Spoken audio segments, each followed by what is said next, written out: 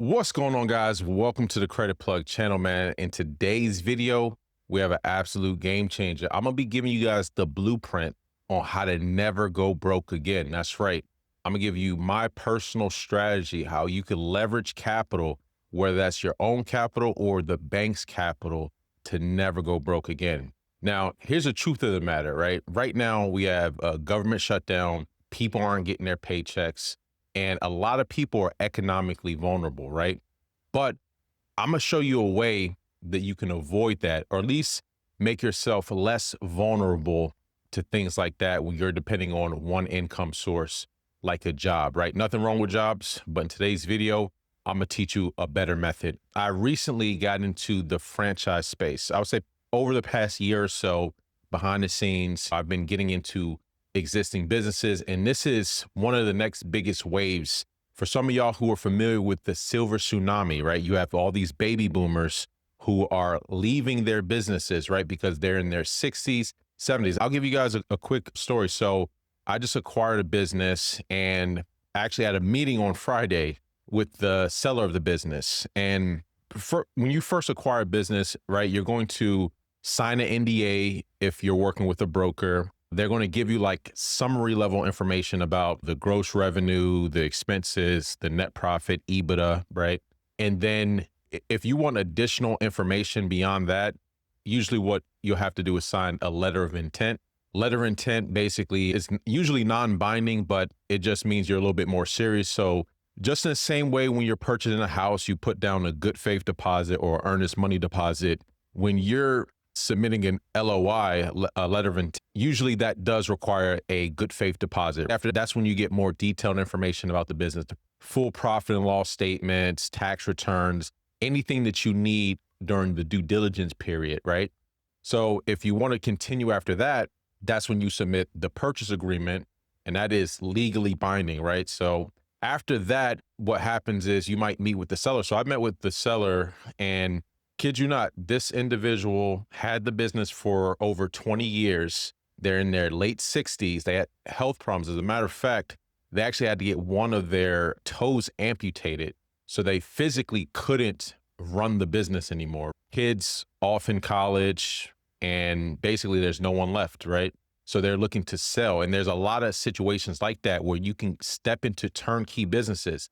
Now, not only am I building franchises in new markets where, starting fresh with a brand new location and everything like that, as well as buying existing, doing it at the same time. One thing I will say, because at first I was super excited about just building something from scratch, but then when I realized it, the real hack is buying existing because it's already cash flowing. You're making money from day one. It's day one that you acquire the business, you're going to be making money versus, let's say, a new build out. I'm building a Smoothie King from scratch in a new market here in the DC metro area. And that process is a little drawn out, right? Because you got to find a location, secure a lease, do the build out, get permits and estimates and all that stuff. So that's a 9 to 12 month process. But buying existing, you step right in, start making money. So if that is something you're interested as far as businesses, acquiring businesses, I would look maybe into both. But if you're first starting out, I would say existing is definitely far superior because you're making money right out the gate, right?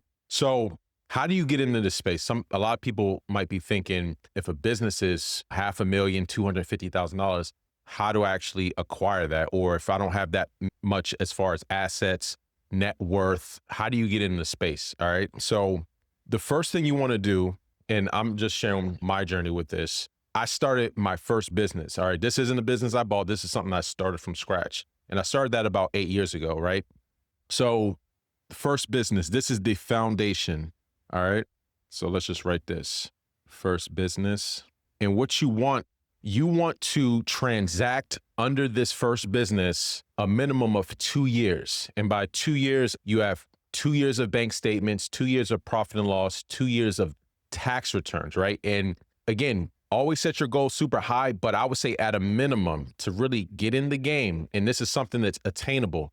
Let's say, and again, this is for illustration purpose. Let's say that first business, after the second year in business, you reach $250,000 in revenue, right? 250K revenue, right? So that's on your tax returns, whether that's your 1120S or your Schedule C, it shows 250 on your tax returns. The reason why that's important is because with this first business, what you want to do is get access to business lines of credit. Now, credit cards, charge cards, all that is cool. But for the purposes of what I'm about to share with you on how to never go broke, you definitely want to get lines of credit, right? So just to illustrate, this 250 is generating financial data points. All right.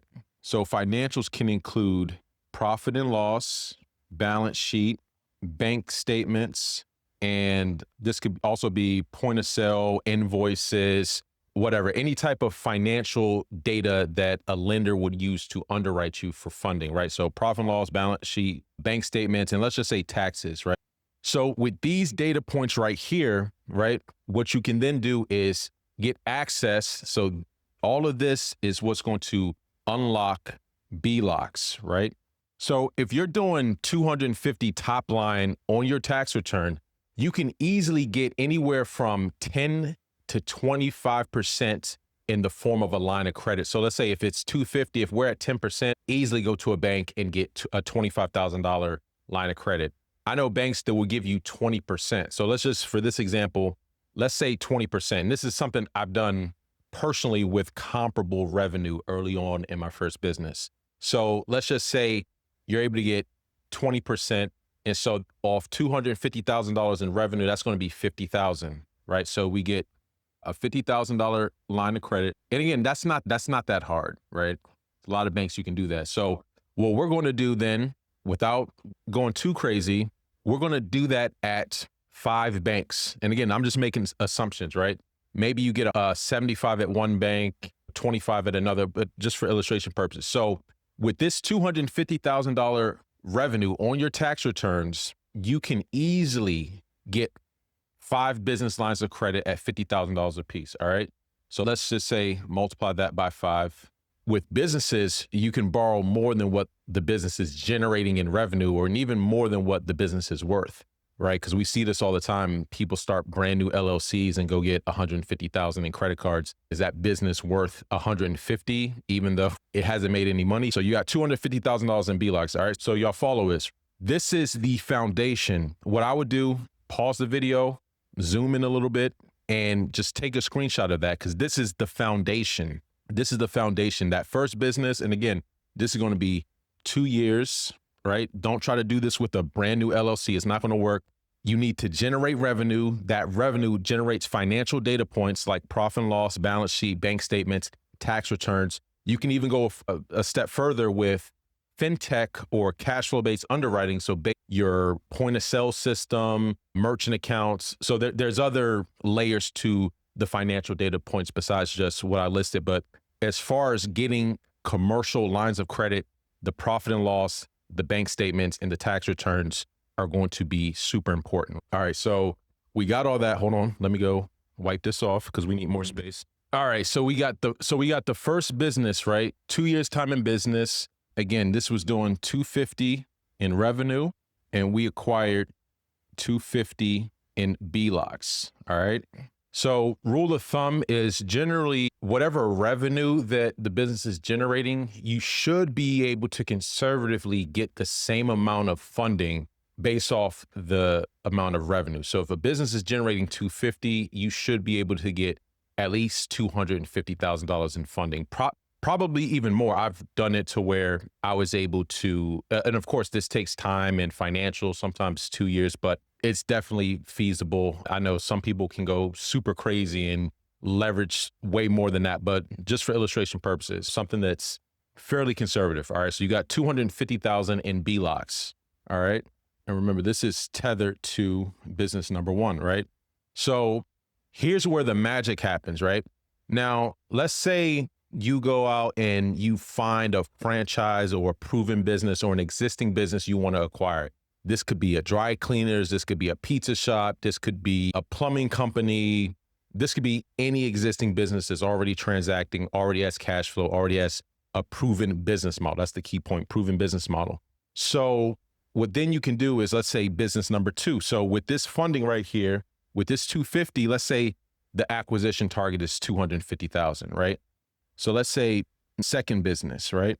All right. So what you're going to do is take this 250 and you're going to acquire business number two. All right. Now, mind you, the money that's used or the credit or debt that's used to fund the acquisition for business number two is not coming directly out of your pocket. It's coming from business number one, right? So the great thing with lines of credit, let me write this up. So lines of credit usually have terms from, and I would say this is typical, 24 to 60 months, right? 24 to 60 months. For example, with Truist business line of credit, that goes out to 36 months. There's some, I have a West Banco one that goes out, I think, to 66 months, which is like 5.5 years. There's some that are indefinite, meaning that they mature on demand whenever the bank decides. So you could have theoretically longer periods to revolve a balance. But again, just for this. So we know, okay, you get the funds, you acquire the business. So these lines of credit for business number one are not going to usually come for renewal between 24 and 24 to 60 months. All right. Let's just say for this illustration, let's just say it's 60 months, right? There's a lot of banks where you can get a 5-year term. Usually what will happen is for the revolving period, that's 24 months where you can use it, pay it back, use it, pay it back. And then they might have a period where it turns into an installment loan. So whatever balance you have at the end of 24 months, it just becomes an installment loan. So theoretically, you have 60 months before you have to pay everything off. All right. So let's just say for 60 months. So that gives you, if you use up this 250,000, that means you have about 60 months to pay it back in full. Right. So we use that, we acquire business number two. Business number two is cost. So the acquisition price is 250, right? Let's just say for the exact amount of fund you have, right? So that has a price tag of $250,000, right? Y'all can see that, okay? All right, cool. So a business that's $250,000 acquisition price, if we're going based off a 2.5 times multiple, which is super conservative, that means this business, and let's say 2.5 times multiple at a 20% margin, right? So these are just the assumptions, right? It's 2.5 multiple price to earning or price to net profit, whatever you want to call it, or EBITDA. All right. So if we're paying 250, that means this business is doing 100K in profit, 100K net. And let's say it's doing at 20% margin, let's say it's doing $500,000 in top line revenue. All right. Y'all follow with me. And again, these are just assumptions. Things will vary based off the industry that the business is in. I'm just being like super conservative, right? So purchase price is 250, revenue might be $500,000, 20% margin, 100K in net profit, right? So business number two, then we'll use the cash flow. We'll use and again, the key point with this is that when you acquire business number two, you don't want to take profit out of the business, right? Because you're using debt to acquire it. So your objective should be to increase the income and the net profit as much as possible as soon as you take over the business. Like you want to increase sales, increase marketing, make the business more profitable and increase the revenue. So then what you're going to do is you're going to use this net profit, right? So this net, you're going to use that to pay back the business line of credit. So let's just put repay. So you're using the proceeds from business number two to pay back the debt that was used to acquire it from business number one. So business number one lines of credit are going down. And again, just making assumptions. This is before taxes and all that. So let's say it takes about a 3-year repayment, right? So 3 years before you pay that all the way down. All right. Think about it. You still got business number one making money, transacting. The line is being paid down. So that $250,000 in lines are being paid down. And then business number two, you're transacting with that. Remember, it's already turnkey. So from day one, you have transactions, you have customers, you have money coming in. So biz number two is generating its own financial data points. All right. Now, usually it'll require some seasoning before business number two can qualify for the same types of lines of credit. Now, 3 to 6 months, you can go get the fintechs. You can probably get some MCAs or those types of cash flow based credit lines. But obviously in 3 years, you're going to have the same types of lines and loans and stuff like that. All right.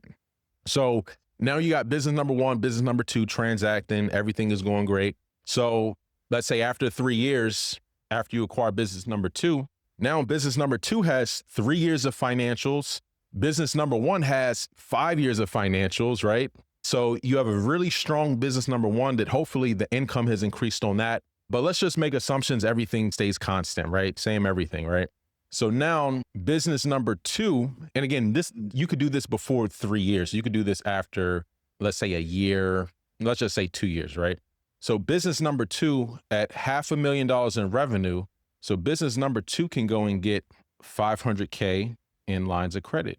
Remember, these are tethered together, right? So now let's say after 3 years, all right, all the debt's paid down on business number 1. Business number 2 has 500,000 in available credit.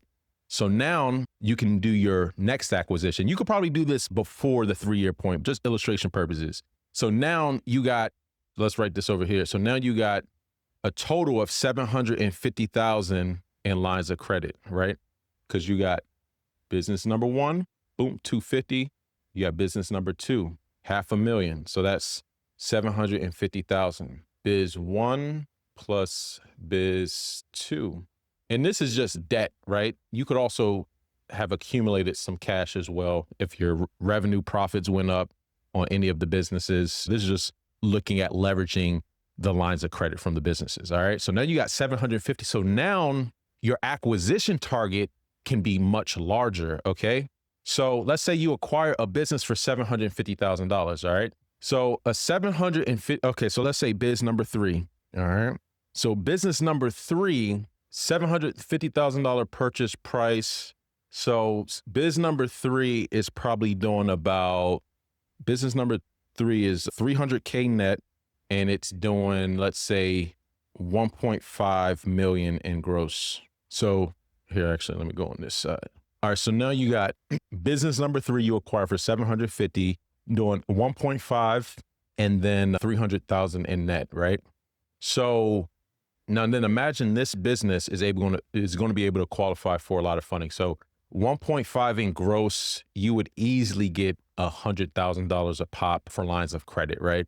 You probably are touching $250,000 lines of credit with that type of revenue. So this right here is a playbook where you could basically start with that first business. And the goal of that is to generate as much money for the first 2 years. So the profits plus the credit to make multiple acquisitions. So I would say at a baseline, if you can get to this 250 on your own, and again, 250 is about $20,000 a month, which is doable, right? It's doable for someone who's just starting out, brand new, no business experience. People are doing this every single day. You can do this with a combination of side hustles, right? If you're doing multiple side hustles, but then just have that money flow through the same entity, you can get to the point where you're 250. And I don't know, maybe you get to 230. You might still be able to accomplish the same thing, right? Start with that first business, get the financial transaction. This is key. The first business, don't try to skip over this. I know a lot of people want to try to do a shelf corp, all this nonsense, filing taxes on businesses that never made any money.